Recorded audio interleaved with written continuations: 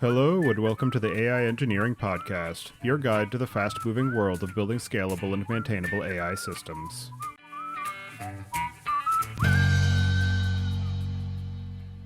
Your host is Tobias Macey, and today I'm interviewing Ben Wilde about the impact of Agentic AI on business operations and SaaS as we know it. So, Ben, can you start by introducing yourself? Sure thing. So Ben Wilde, I'm the head of innovation here at Georgian, based out of Toronto, originally from New Zealand. So apologies for the accent. And I should say, probably before we get started, that as seeing as I do work for an investment firm, that please don't take anything I say as investment advice or really advice of any kind. So yeah, important that you don't look for me for the next hot tip. And do you remember how you first got started working in the space of ML and AI? Yeah, I mean, my professional journey into ML has really been through my work here at Georgian. But my very first experience with AI was back at university in the 1990s, if I'm to date myself, and playing around with neural nets and expert systems, actually in Prolog. So very vintage AI, and obviously nothing like we have today. But from there, my professional journey was predominantly through data management. I originally started my career in Unix, network, sysadmin, etc. Ended up working in the database industry for Informix and then IBM Software Group, and then found my way into venture capital in the late 2000s, around 2008, 2009. And our original thesis here at Georgian was this idea that software companies were going to start putting more analytical capability into their applications. We called that applied analytics. We'd seen a lot of tooling develop around this, but we hadn't really seen the application of it in software applications. So that was our initial thesis, and that's evolved over the years. Through the 2010s, it became more oriented towards data science and machine learning. We worked with a lot of our portfolio companies on building out data science teams and creating specialist models and working on things like differential privacy. We've always been a very technical team here at the company. And then obviously now much more in the generalist AI capabilities, the if you like, the democratization of AI that we've seen with language models and now large reasoning models. And so that sort of gets me to where I am today, and spending a lot of time on agentic AI, working with our portfolio companies and helping them predominantly around product strategy related to that. Innovation is one of those words that means lots of different things to lots of different people, and sometimes even different things to the same person. And so in the context of being the head of innovation at an investment firm, particularly with a focus on AI and the systems and capabilities that enables, I'm curious what that translates to in terms of where you spend your time and focus. Yeah, it's a great question. It's a pretty nebulous term. But for me, a big chunk of my role is actually learning, especially at the moment with everything changing so much. I've been in the tech industry for about 30 years now, and I've never seen the rate of change in terms of technology that we're seeing at the moment. And so I think my rate of learning is probably higher now than it's ever been. Luckily, we have some pretty amazing tools now for doing that, which is some of these AI tools. So that's a big chunk of my time, is trying to not even stay ahead, but stay current, and then try and maybe think a little bit about where things are going. And then I spend my time, I apply that in working with our portfolio companies, so helping them with that as well. They're all in the thick of this and doing it on their own, but they also can't be everywhere at once. So helping them with that, and then involved in our pipeline work as well. So looking at new investments and helping our team figure out where different categories of software might be heading because of all the changes in the industry. So that's pretty much what I do. And then digging into the context of AI, and in particular agentic AI, that's another one of those terms that has started to mean a lot of different things, where it might just mean, hey, I have an AI that can call a couple of functions, or it might mean I have something that's automating absolutely everything and there's no human in the loop. And for the purpose of this conversation, I'm wondering if you can just give your definition of what you see as constituting agentic AI. Yeah, sure. I think the first thing I would say is, from my perspective, in my view, agentic AI is a pretty big tent. So I would view agentic AI as a continuum. that could include all those things. So, you talked about a simple function call, treating a language model or a large reasoning model as a function. There can be reasoning and some level of weak agency that happens even within that function call, right?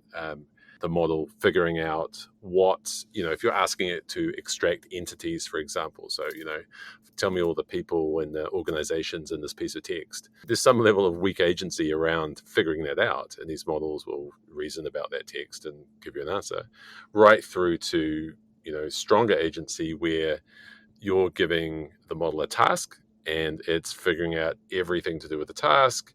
It's interpreting it, obviously. It's thinking about the subtasks. It's thinking about the tools it needs to use, and then potentially acting out using other tools to make changes in the digital or the physical world.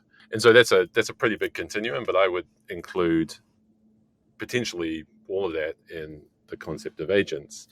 And then I think just, the key attributes are some of the things I talked about. So, an agent should have the ability to interpret a task in all the available context and data. So it's the first thing. It's got to know, what's being asked of it to understand it, although the word understanding there means different things to different people, but, the appearance of understanding the task. It needs to be able to plan and reason about that. So again, those are in some areas technical terms like planning, and what some would argue what these models are doing is not exactly planning, but let's just use the colloquial use of the word there. So plan and reason about those tasks and subtasks, and then carry out the plan, as I said, somewhat autonomously. And this is where you get into this idea of I think, a spectrum of autonomy from that sort of idea of weak agency through strong agency. And I'm not really personally hard and fast on that. I think it evolves over time. Yeah, I think that to your point of planning and reasoning being slightly overloaded terms and subject to misinterpretation, I also like to think of it in terms of compiler instructions, where you feed a computer language program into a compiler, it parses it, it figures out what are the actual sequences of steps for translating that into the machine instructions. I think that that's a fairly analogous space to what a lot of these language models are doing, where it's parsing the human language, it's figuring out, okay, what is the actual sequence of instructions for me to execute, and then what are the actual steps to take based on those instructions. Yeah, I think it's a fair analogy, although I would say that there's obviously a lot more determinism when we're talking about compilers, right? And a lot more predictability than we get with these models. And, that introduces its own complexities for organizations that are using these technologies. And we can talk more about that, but that's, one of the key challenges is around that, if you like, the reliability that you get from these systems. And that's, from an engineering perspective, what we have to deal with. Absolutely. And then in the context of business systems and software as a service, there have been a lot of epochs of investment in automation at different levels and for different purposes. I think one of the more recent versions of that has seen a lot of investment, particularly in enterprise use cases or maybe industrial use cases, is the idea of robotic process automation, where you have a means of either training or instructing a software system what steps to take across multiple different operating environments, where maybe that's a web environment or interacting with different APIs or control systems. Obviously, agentic AI is aiming at some overlap with that, but I'm wondering if you can just talk through some of the substantive differences that are introduced by the capabilities of these agents and these language and reasoning models in juxtaposition with things like RPA and other maybe more deterministic automation systems. Yeah, it's a great question. One of my colleagues here, our head of engineering, Naheem at Georgian, likes to talk about the lasagna of software, and I think that's true with technologies like RPA as well. They don't necessarily go away as new technologies appear, but they disappear into the stack, disappear into the lasagna somewhat. And I think we're seeing that there's still a place for using these deterministic technologies. And in many ways, RPA is just one manifestation of writing out software ahead of time to do a specific thing. You've also got companies that do a lot of web scraping, right? And they build components that scrape a particular page. And you could absolutely do that with a language model, and some do. But if you've got a very high volume of activity that you need to do, you're scraping the web, for example, then it can become cost prohibitive to use, at least today, a language model to do that. There's a lot more computation required. But what you are getting is more flexibility and resilience in some ways. You can deal with, the edge cases or the changing page.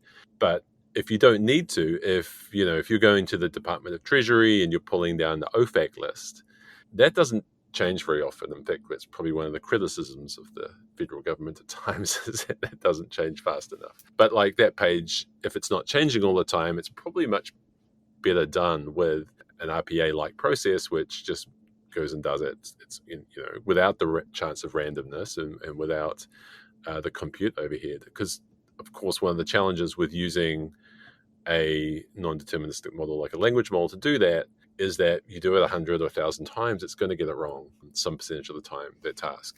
And so you don't necessarily want to use that. So it's my worldview is probably that you will end up seeing agents using technologies like RPA as tools to do certain things. And then other times you'll use technologies like the computer use agent that's come out, especially if there's a lot more edge cases or if it's something that changes all the time. So it's kind of a horses for courses thing. And, it could be true that RPA has been overused and will be used less or in more niche ways, but I don't think it disappears entirely.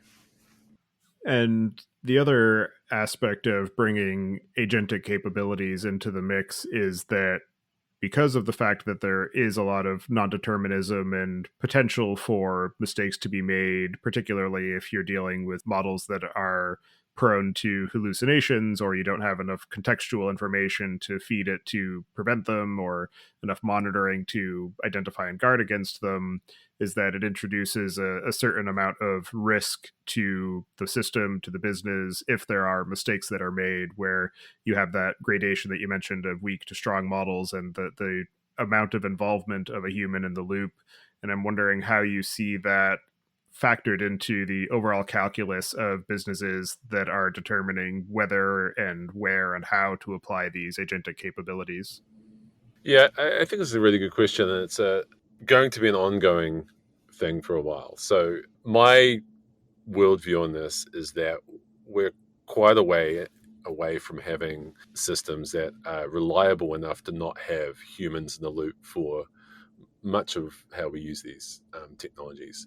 And so, and specifically, I'm talking about language models and reasoning models. There's been great improvement in the reliability of these things, and we've seen improvement in, there's been good studies showing improvement in error rates due to test time compute. So using reasoning and more computation at inference time, that improves things. But then those studies have also shown, there's a kind of a diminishing return there and sort of a limit to how good it can be gotten to. And fundamentally, that seems to point to, hallucinations are a feature, not a bug, of these models. And so it might, and, they give us they seem to be linked to creativity and things in the model. And so we probably have to live with it, at least for this current generation of, the transformer-based models as they are today. Now they can evolve, and there might be ways, I've seen work trying to put more structure into these models to improve the reasoning reliability and things. But that's all research phase at the moment. And it might take one of those research breakthroughs to get us to the point where we can have, fully autonomous systems that have sufficient reliability to be used in a very wide variety of enterprise use cases. I tend to focus more on the enterprise side than the consumer side. It's where the bar is probably a bit higher, but I think it probably applies to both. And so I actually think there's a lot of opportunity around thinking about how we interface humans with these agents and, help humans quickly evaluate and interpret what they've been given by the agent. And I think that makes this all work really well. Let me give you an example. So in my own work, I'm an innovation team of one, but I have lots of agentic helpers, right? So I'm a pretty big user of U.com, which is one of our portfolio companies. They have a research agent that just put out an early access called Ari. I'm a big user of OpenAI's deep research as well. And the way I use these things is when I'm writing, I often use them to find citations for claims that I want to make in my writing. We're an investment firm. We have to be able to back up what we say. And so I use these tools to find citations that can help me. It's very quick for me to be able to figure out if it's right or not right. I can go and read the piece, quickly scan it, and I can see, yes, that actually it's relevant. That's one example, one extreme. On the other, if you're getting it to write a piece of work for you that you don't understand, then you haven't previously understood, then you're going to spend a lot of time trying to figure out and reading through everything in detail to figure out if it's actually giving you garbage or not.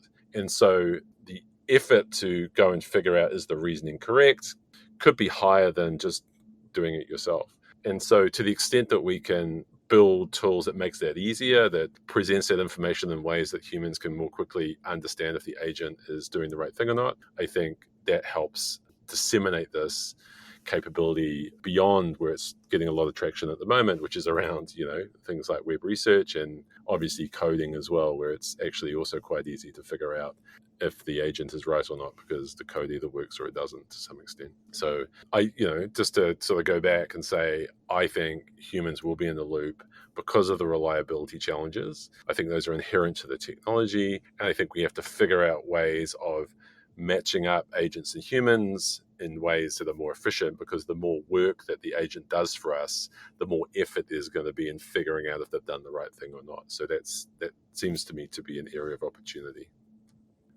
So I think that what you were saying about the determinism of being able to verify the output of agents helps to build confidence in knowing whether and how to employ one of these agents, where if you're working in a space that has a lot more uncertainty in terms of the validation step of what the agents are producing, it will increase the amount of confidence building and the amount of manual effort that's required to even set up one of these agents and incorporate that into a workflow. So the automation benefits are maybe not as high. You don't get as much return on investment. And I'm wondering what you see as the stepping stones on the path to organizations having the technical confidence and competence to select what are the workflows, what is the technology, and how much there is that's actually available off the shelf versus having to do custom building for actually incorporating agents into the business systems, particularly when you're dealing with customer facing situations. Yeah, it's a great question. Look, something that we've learned from engagements over the past few years with our portfolio language models in generative AI, and in many ways, agentic AI is the next step on that pathway, is that a narrower scope tends to give better results. So not trying to be too broad, trying to avoid magical thinking and sort of overload the thing you're trying to do with too many things. Doing that doesn't go so well. So the LLMs and LRMs tend to be better when they're used for specific tasks, and the broader it is, the more opportunity there is for failure. And so, I think we're already seeing some of this with, one of the design patterns coming out where you have specialist agents working with each other that have a narrow set of capabilities and can cooperate, as opposed to having one agent that can do it all. Now, there's bound to be pros and cons for different use cases, but there is a lot of activity around the specialization type of approach. So I think it makes quite a lot of sense to teams to, begin by adding an AI in small controlled ways. You might do it with existing products or processes. You might have some of that weak agency within that. You might use more like an agentic workflow where the steps are predefined, but the individual nodes along the way, there's some amount of. So it's probably starting more at the weak agency level than the strong agency level. And then really thinking, as I was saying earlier, about how do you then interface the human with it so they can not necessarily understand how the output is arrived at, because, we still have a tentative understanding of how these models work, but at least be able to go through the reasoning and look at that and see if it makes sense. And that helps build trust. and helps build comfort. I'll give you just one quick example. I was at a investor conference last year in Chicago. Bridgewater were presenting the macro fund, and they presented a research agent they've built that you could ask it a question about, say, tariffs, and it would tell you about the potential effects based on economic theory on, say, currency. And their approach was to take the reasoning that was outputted from the model, was to parse through it, basically build a graph of all the concepts that were in the reasoning, present that to the human so they could see the linkages that the model had proposed, the rationale. And then they would also augment that with whatever economic data they could provide. So then they could show how much of the graph was validated by data, but then the human could see the whole thing. And instead of having to read through the whole reasoning, potentially pages and pages of it, they could just look at the graph and see it for themselves. Now, there's obvious challenges around this because you're using a language model to create the graph, so so there's potential for hallucination there as well. But it was I thought, an interesting and pretty novel way of thinking about how to better present the output from the algorithm, and it would, help build trust.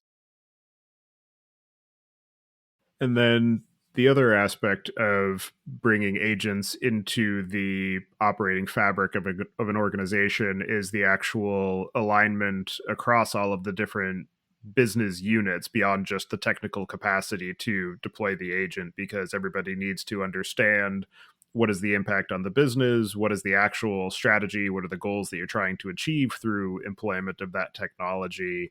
And I'm wondering how you're seeing organizations address that problem of organizational alignment and educating everyone on the realities of the technology and its capabilities as well as its shortcomings. Yeah, that's a great question. There's a couple of parts to this. I mean, one is obviously the support top-down leadership. I think everyone saw Toby Luke's memo from Shopify in the last couple of weeks talking about, his expectations on how AI should be used at Shopify. I think that sort of leadership can help. But Toby's also a very technical founder, and I think one of the challenges agentic adoption, for at least for engineering organizations, is the sort of expectation gap between executives and the sort of the engineering realities of what can be done, and how do you manage that. And what I mean by that is, I don't think teams are having to convince leadership that this is a good idea. I think there's a lot of discussion at the board level on down. It's like, okay, what are we doing around this? How are we driving more engineering efficiency? What are we, how are we using agents, et cetera. And I think one of the challenges that technical folks have to work on is helping executives, in a lot of cases, see that there's, just because, deep research, for example, OpenAI, very accessible. You can use it for some, pretty wide range of use cases, and it can produce, what probably feels like magical results at times. But there's a big gap between that sort of use case and putting it into, like a financial crimes and compliance system. And so managing those expectations and making sure the organization is thinking about, to your earlier point, the stepping stones to build towards that and not trying to leap towards the end state, I think is really important, because there's a lot of open engineering questions around these technologies. There's a lot of investment that's required. We might be using agents to get efficiency in terms of writing code, but it also using agents, and in particular building agents for other people, is likely, in my view, to significantly increase your investment required around QA and validation, right? So, it's much more complicated than previous waves of software development because of all the things we've been talking about around non-determinism, where you can, run the agent 100 times and maybe 90 times it works and 10 times it doesn't. And so you need to invest to be able to test for that and manage that. So those are some of the issues, I think. And then, generally education and overcoming people's hesitancy towards this technology. I think, forget the source, we could put in the show notes, but a survey, I think it was last year, 4 out of 5 Americans concerned about AI taking their jobs. And so, that's a reality for deploying this technology in organizations, is that, people are concerned about, what does this mean? And they might not see it the way that a technologist like you and I would see it, which is, this is an amazing force multiplier. This gives me superpowers. For other people, It's just more of a concern. Hey, am I going to lose my job? So I think education and socialization is important, and also just the expectation setting, whether it's expectations of executives about what can be done from an engineering perspective, or it's expectations about workers about what this means for their role in the organization. I think those are some of the things that get overlooked. Probably as technologists helping shepherd this new wave of technology through, we need to pay some attention to. And then another element of challenge in terms of being able to employ agentic capabilities is that up until now, there has been a lot of technical investment required to actually pull together all of the pieces that you need to even make it happen. Where one of the biggest challenges is ensuring that you have a high enough level of data maturity to be able to feed the information to the agent that it needs to be able to populate context and make informed decisions about the tasks that it's being given. And over the past, what seems like 2 weeks, maybe it's been close to a month now, there has been a lot of activity and noise around the model context protocol introduced by Anthropic. Google has made an announcement as far as its protocol for different agents to be able to interact with each other. And so there has been some investment at that protocol and system level to ease the cost of integration and the challenge of integration with all of the different systems that you might want the agent to interact with. And I'm wondering what you see as the near to medium term impact on the capabilities of agents and the ease of implementation as more of these ecosystem investments come to the fore. Yeah, it's really important. Again, I'll share this in the show notes. We recently did our second AI adoption survey. This is a survey that Georgian does in partnership with Newton X. It's a research company. We did one last year. We've just done one in the first half of this year, focused on agentic AI. We surveyed for the second one 600 R&D and go-to-market leaders, so half and half. 400 of those were in the tech industry, like you're building and selling software, basically, and a couple of hundred were enterprise. And for the R&D leaders, so the 300 R&D leaders that responded, one of the top three issues that was holding them back from scaling agentic AI across the organization was a lack of standardization around some of these frameworks. So frameworks and standards to help. Basically, a bit of a cry for help, saying, "Look, there's just so much going on, and we don't. What do we build to? And we need to commit code and do things, but it's changing." And so I think in that context, things like the model context protocol, which came out in October, you mentioned from Anthropic, but it's really in the last few weeks, it's got some momentum, especially with I think OpenAI coming on board in the last month, and I think earlier in the year, Microsoft said they were going to support it as well. So it's got some momentum. And now with the agent-to-agent protocol from Google, that will be interesting to see where that goes. Could really help as well. So I think those things are really useful and important for building out the ecosystem. But they don't also solve all your problems, right? Because MCP is in many ways, it's a layer that you're going to stick on top of your REST API. And it allows you to be a bit more selective about what you expose to these agents. So you can take specific subparts of your REST API and then expose it and make it available. And it's super helpful. But it describes, part of the problem. It helps you describe part of the problem, but it doesn't solve all the problems, right? So it doesn't address, like REST didn't address, security and authentication. So you've still got to have all that. And in fact, delegated authority and delegated authentication and security for agents is potentially, in my view, a lot more complicated than for humans, right? So, you and I can use applications and credentials and things, and that's fairly well understood. But when you give it to an agent to go and act on your behalf to access some system of record, so some SaaS application that is accessible via MCP perhaps, and that's the system of record like a CRM. You're going to have to give, or credentials will have to be provided to that agent, which may map back to a human, etc. So I think things like MCP and A2A are very helpful, but there's a lot more work to be done. So it's a step in the right direction. It's also interesting to think about the different sorts of, I think, design patterns that these support. And I talked earlier about this idea of using simpler specialist agents that maybe know how to do one or two things. So maybe you have a collection of these sitting on the CRM, and you might have a collection of these sitting on top of a accounting system, and each of them is a particular role. And A2A could help potentially have all these things communicate with each other, and they may be using the model context protocol within themselves to talk to these systems. So that's one pattern. But within that pattern, if you're talking to those agents, then you're kind of leaving it up to those agents to get it right.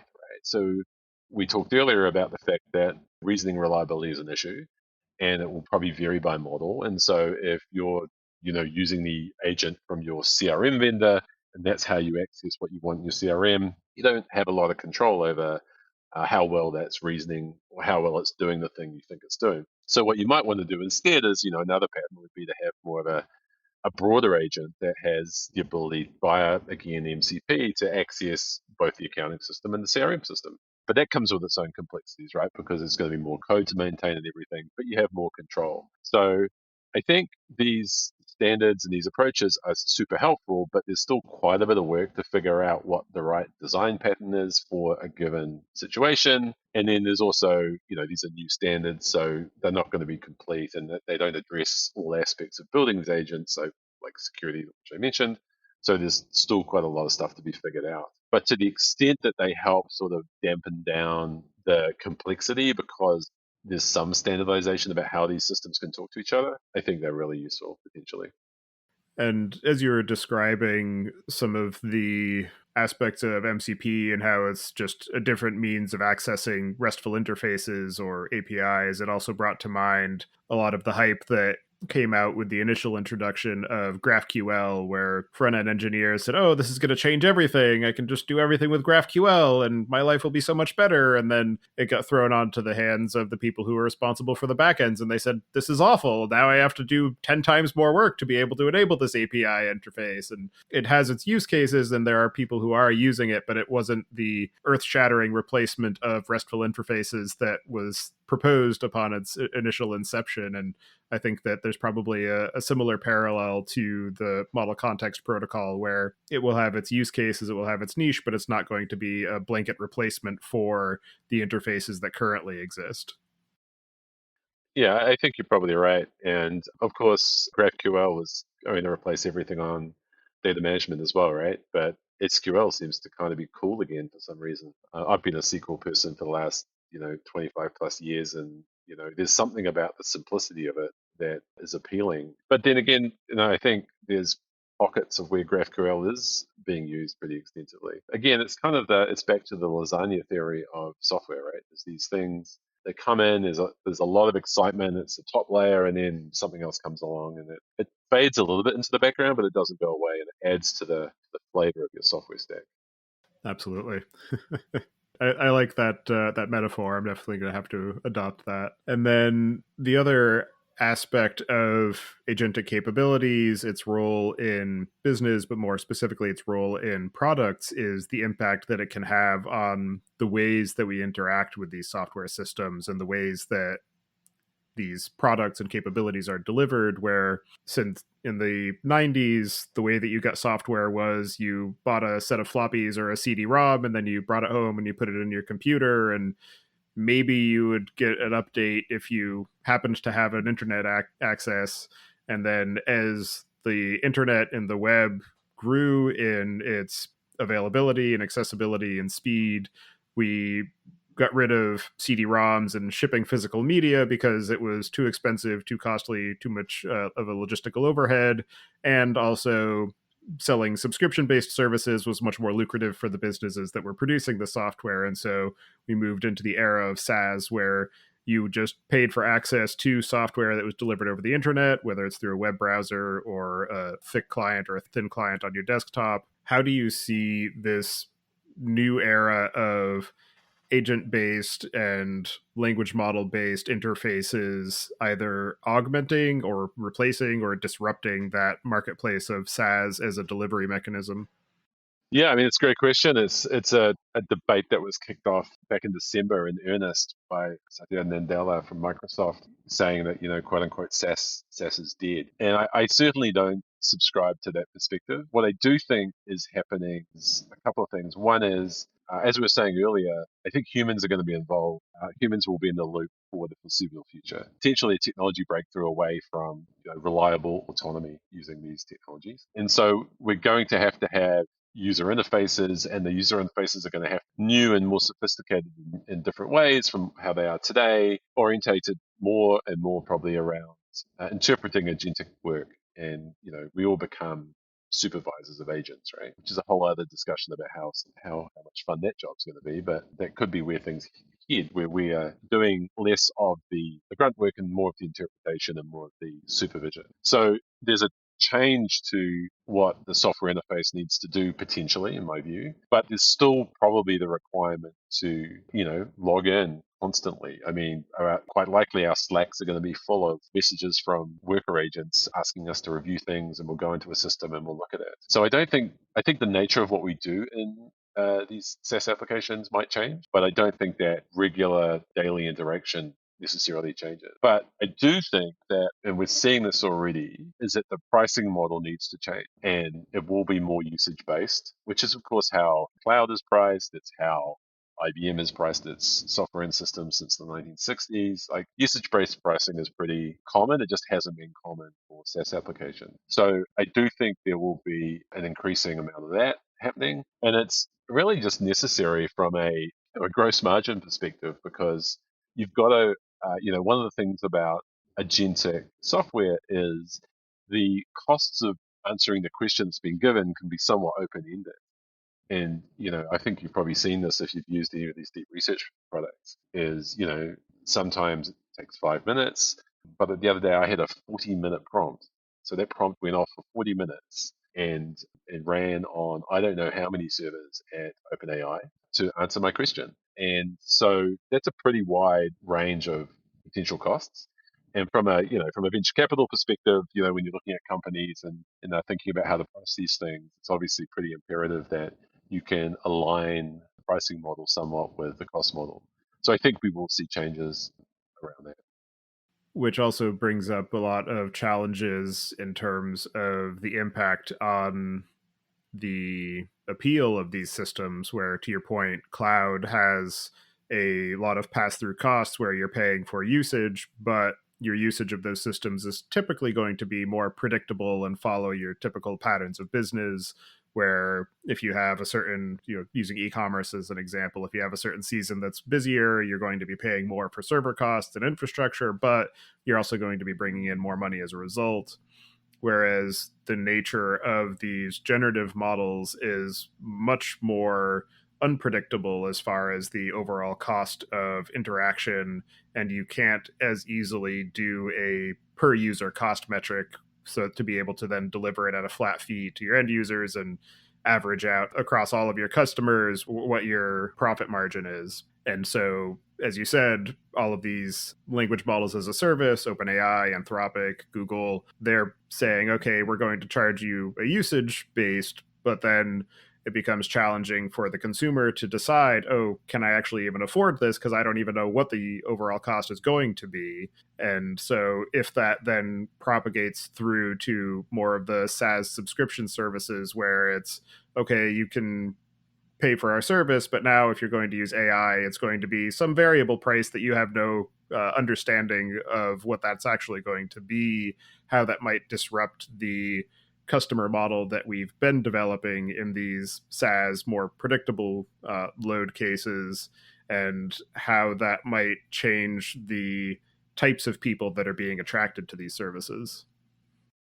Yeah, I think that's a super important point, and I think CFOs, chief financial officers, really get nervous around this stuff. Just from a user organization, so like an enterprise that's trying to have to budget for the use of a tool, for example, an agentic tool. I remember back in the 90s, I was working for a database software company at the time called Informix, which used to compete with Oracle. We lost that and ended up being acquired by IBM. But at the time, Oracle introduced, around that time, they introduced some more nuanced pricing. So back then, we used to, most database software companies charged based on CPU. So if you had 4 CPUs or 16 CPUs in the server, you paid more. And Oracle introduced more nuance to that, which was more around like the amount of compute capacity that each CPU had. It just basically became a more complicated formula, but relative, not that complicated, but it was really difficult for people to calculate, to figure out. It wasn't simple and easy. It was hard to budget for. harder to budget for, harder to understand. And that wasn't even really usage based. So when you think about, I think people will innovate around pricing. My view is that there will be innovation around pricing for these agentic systems. There's probably opportunities to ask users if they want to offload it and run it during quieter periods of the business day. There's opportunities to maybe bid out work and have it just run slower on some A100 somewhere. And, does it matter if it takes 2 days to get back to you? I don't know. I mean, for some use cases that will work. So be all this innovation to try and smooth out the costs, reduce the costs. But it's likely, I think, in my view, to be still quite complicated and hard to understand. And any attempt to simplify it is going to make, one party or the other is probably going to lose on that. So, for example, with the deep research stuff from OpenAI, you pay the 200 US a month, they give you 120 queries. But each of those 120 queries can range, as I was saying earlier, from could be 2 minutes or 5 minutes up to 40 minutes. My weekend experiment over Easter is going to be seeing if I can put an open-ended prompt in that actually gets over an hour. I think it's going to be my new challenge, is to see how long I can run a query for. But that's a real planning problem for OpenAI, right? So, but they'll figure it out over time. But there is complexity around this, and so I do think we will see more usage model pricing. But there's a lot of work to be done to figure out ways to actually price and pass on those usage costs. I don't think it's particularly straightforward.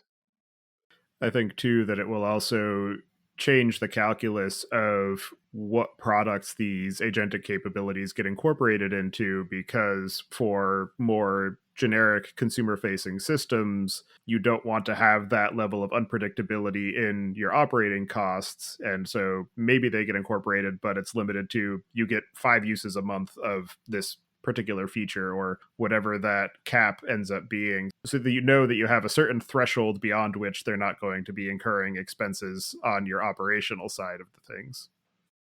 Absolutely. And then I just point out another sort of complexity here as well with the current, limiting the number of queries, is you can actually, it incentivizes the user to pack more into each query. So it's not based on minutes.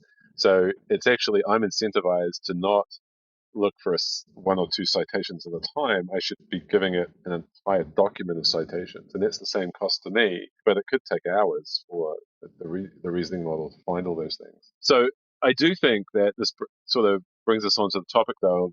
There's more that these agents will be able to do than is going to be allowable by cost, by regulation, and other issues, right? So, that's another part of what as engineers, as technologists, we have to figure out is sort of the business context is important, because just because you can do it with a language model, it doesn't mean it makes sense. A tactical example on that is, I think Microsoft just released a thing, that they can now, that was showing Doom, I think it was Microsoft, was the level 1 of the old first-person shooter Doom that came out in the 90s, and I used to play a lot, is able to be generatively produced out of a model. And it seems like a very expensive way to me to play a game. I've also seen other experiments where people are generating HTML user interfaces out of language models dynamically on the fly, but it doesn't make sense necessarily from a cost perspective. And if the interface doesn't change all the time, why would you do it? So I do think there are a lot of things, a lot of capabilities that these models have, which are technically capable to do something, but don't necessarily make cost sense. And then on the compliance side, I would expect there will continue to be for quite some time a number of situations, whether you're talking about finance, medical, or aerospace, where there's specific regulations that you could use an agent to do this thing, but from a liability and responsibility perspective, it has to be, a specially qualified human that does it. So I think these are some of the things that, as technologists, even more so than with maybe previous waves of technology, we have to have some sort of appreciation and consideration for. Absolutely. And I think, too, the other trend that we've seen in cloud, to go back to that example, is that the cost per compute has gone down as the availability and operational scale has gone up. And we're already starting to see some of that in the language model and reasoning model space, where the compute requirements go down while the capabilities go up, because you're able to pack more functionality into a smaller number of parameters, as well as the underlying inference engines have become more efficient, able to run across a broader range of hardware. So you're not completely vendor locked into whatever NVIDIA happens to cook up next. You're able to run it on CPUs or TPUs or other types of compute. And I'm curious what you're seeing as a general trend in that space of the areas of investment at the software and hardware layer to be able to allow for the proliferation of these generative models as a more core component of the underlying compute substrate, the technical ecosystem. Yeah, I mean, a general observation would be that there's been an enormous amount of venture capital money going into ASIC, other non-GPU or non-general purpose GPU. I would expect that will come through as more choice in the market over time. There's also efforts by Chris Latner and the team at Modular and other people doing similar things as well, where they're trying to remove what they would probably describe as the stranglehold of CUDA, which is of course, the programming interface that NVIDIA has, which gives them a huge amount of advantage in the market. It's been around for time. It's very powerful. You can write lots of optimizations with it. It was in use, for special effects clusters at places, like Weta Digital and others, well before it was being used for machine learning. And it's given them a huge amount of advantage in terms of getting the best performance out of models. So there's quite a bit of interest and activity in trying to make it easier to move models between different architectures, even just between different GPU architectures, but to your point as well, moving some workloads onto CPUs as well. And that goes back to what I was saying earlier, part of this, the pricing and the cost issue could be, as it gets easier to move an agent to it might be slower platform, people will probably do that for certain types of use cases and workloads, and it will help. But there is a lot of activity, but it's still nascent. It's still just, I think, it's not at a point yet where I think it's making a material difference to people's choices. But I also think to your point about, reducing cost overall, we've certainly appear to be seeing that. I mean, at least my reading of things is that cost to serve is going down pretty rapidly. You see that in a lot of the charts and graphs. But at the same time, we're just getting started with building these technologies into software application. Go back to the survey I was talking about earlier. 91% of R&D respondents had plans to adopt agentic AI, and 45% of them had begun some sort of implementation, but it's a lower number that's actually got things in production. And then if you look at things that are in production and then how far they're rolled out, there's a lot of work to be done. So I think we're only just probably touching the surface in terms of the demands, and so it remains to be seen whether what happens on the cost side. Another factor that comes into play when we're dealing with anything that is this far up the hype cycle and this noisy on the hype cycle is that every organization that isn't adopting agentic AI has that fear of missing out of, oh, if I don't deploy an agent right now, then I'm going to miss out and everybody else is going to leapfrog me. But then there's also a lot of value in not being a first mover in the space because you let everybody else work out all of the kinks and do the investment of making it easier to implement and operate. And I'm curious what you're seeing as an overall trend of organizations battling that balance of fear of missing out and having to be a first mover versus waiting for other people to pave the way for you so that it's easier to adopt if and when you decide that it's actually useful and actually mature enough to implement. Great question. I mean, what I would say, my view would be that got to be playing with these things to learn how they work, to understand what they can and cannot do. So you might find lower risk, non-customer facing, non-product related opportunities. So there could be internal efficiency opportunities to really get a sense of how these technologies work. And then doing experiments, but not necessarily going all in and trying to build something like an agent with very strong agency, right? So going back to what we were saying earlier, looking for those narrow opportunities where you can exert more control. So maybe agentic workflows with agency within individual steps, but not an overall kind of all singing, all dancing agent. I think those are my view, probably the right things to be doing. I don't think it makes sense for organizations to sit it out. And there's just there are some use cases which are, in my view, provably useful, in particular around coding is perhaps the most obvious, and then the research and the use of language models as a front end to search engines and a front end to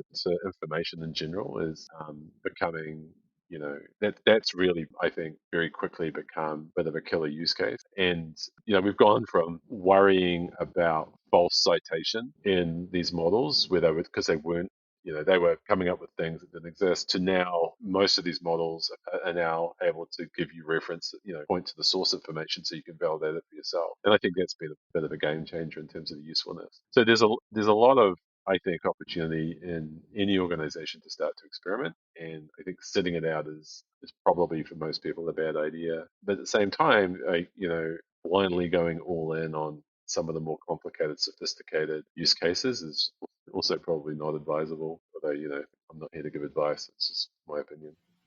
And in your experience of working in this space, working with companies who are implementing these agentic capabilities and incorporating them into their business processes or products, what are some of the most interesting or innovative or unexpected ways that you've seen that capacity applied?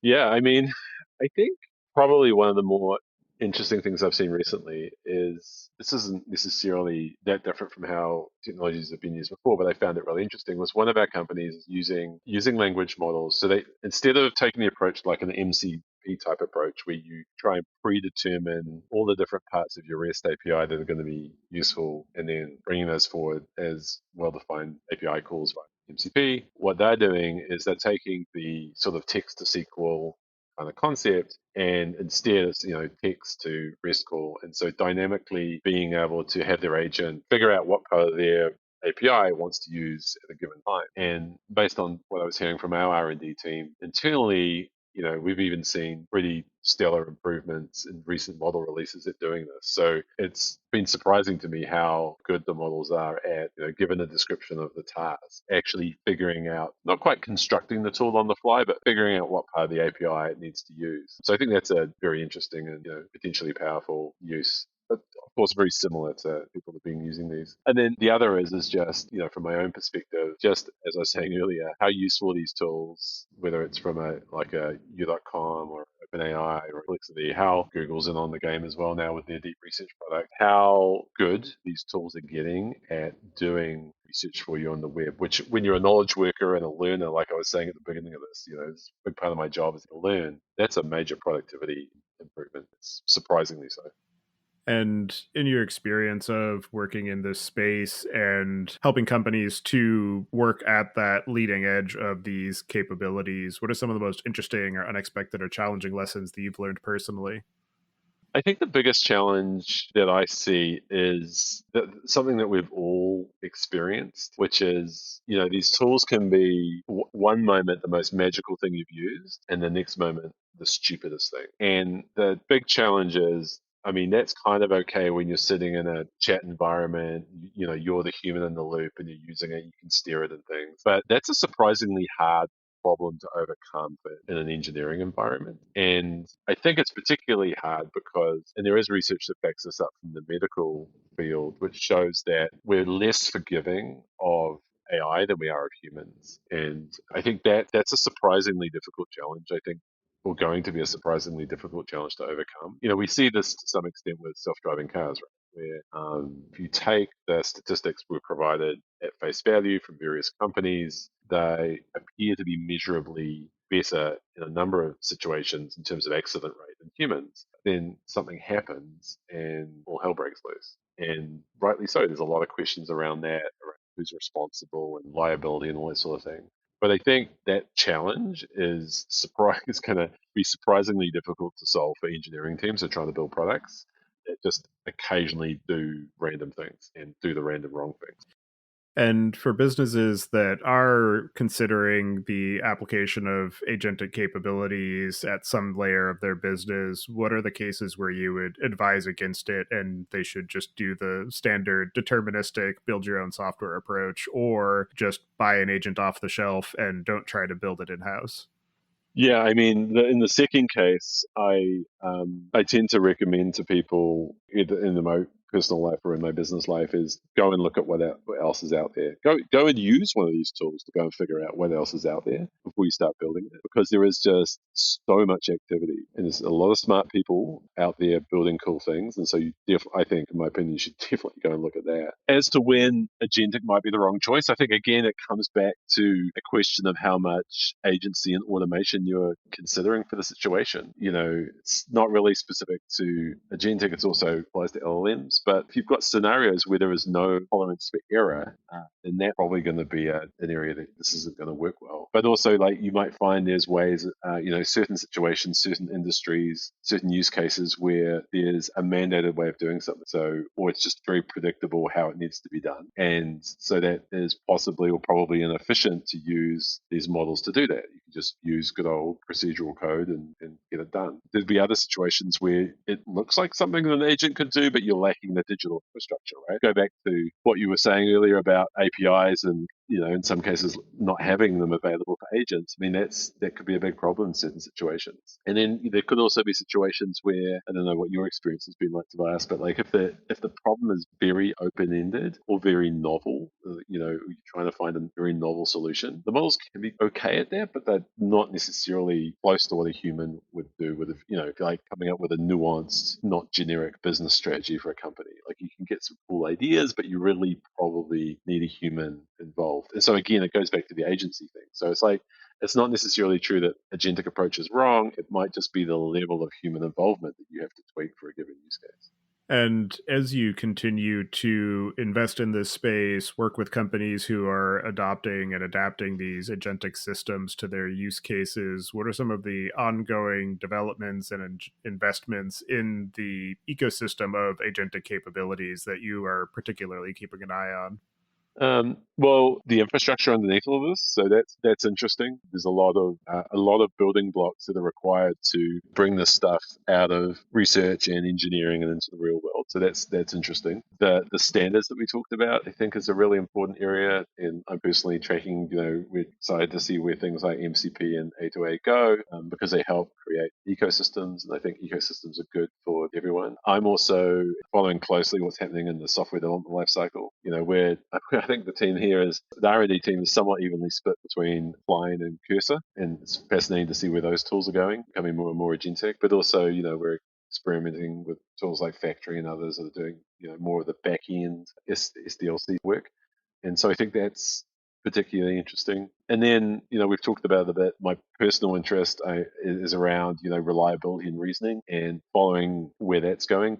Because that, to me, feels like one of the larger unlocks. There's a lot of things that need to be figured out. As I was saying from our survey, people talking about lack of standards. There's other things that come up in that survey around cost. There's obviously privacy keeps on coming up. But for both the R&D respondents and the go-to-market respondents, when they were asked what their number one issue was for holding them back from wider adoption, it comes back to reliability. And, while we don't define reliability in the survey, I'm very confident to say it's not like they're worried about the APIs going down from OpenAI or Anthropic. Reliability in this context is generally well understood to be, related to hallucinations and the non-deterministic nature of these models. So I think advances around that. I'm fascinated by the neurosymbolic approaches. Everything that's old and sort of classical AI is new again. Maybe there's a world where my Prolog programming schools could be partnered up with a language model, but I doubt it. But all these different techniques, we're trying to improve the performance of language models by pairing it with other things, whether it's graphs or formal planners and all these sorts of things, I find interesting as well. Are there any other aspects of the applications of agentic AI to business and product use cases that we didn't discuss yet that you'd like to cover before we close out the show? I just think maybe just talk briefly about a couple of the gaps as well. I talked about the technologies that we're tracking. I do think that there are some important gaps that I guess they would fall into that category as well, which I didn't mention. But these are some of the gaps that I think we need to see from an engineering perspective to help with development and adoption. Things around more investment in reliability and evaluation tools. So, there's obviously eval frameworks and things. I think there's a lot more that is probably to come around that, just to help with testing and validation and making that easier and easier. I think we touched on this briefly. There's this whole challenge and opportunity area around security and access control. And I've seen some discussion recently online about, what startups are working on trying to think about identity management and authentication and things for agents. And there are companies working on that, which seems interesting. And then I think just more and more around probably observability and monitoring as well. So I think, just from an engineering perspective, of super exciting that this stuff is happening, but there continues, it's going to take some time to build these things out. And so in some ways we sort of have to temper our expectations and temper the expectations of leadership as to what can be achieved, because we're kind of assembling this car while we're trying to drive it, right? There's a lot of bits that still need to be built out.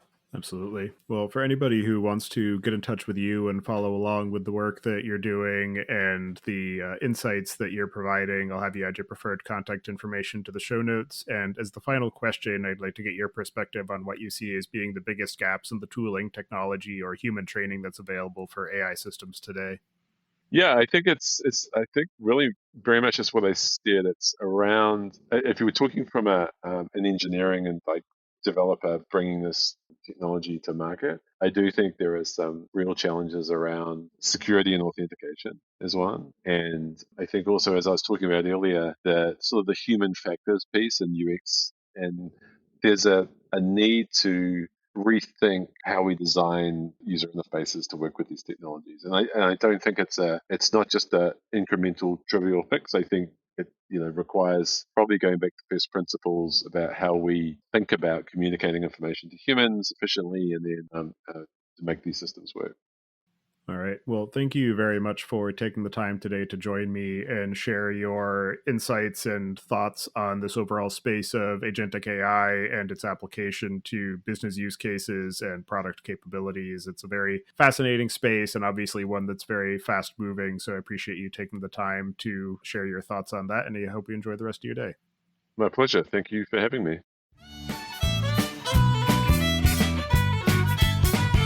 Thank you for listening, and don't forget to check out our other shows, the Data Engineering Podcast, which covers the latest in modern data management, and Podcast.init, which covers the Python language, its community, and the innovative ways it is being used. You can visit the site at themachinelearningpodcast.com to subscribe to the show, sign up for the mailing list, and read the show notes. And if you've learned something or tried out a project from the show, then tell us about it. Email hosts at themachinelearningpodcast.com with your story. To help other people find the show, please leave a review on Apple Podcasts and tell your friends and coworkers.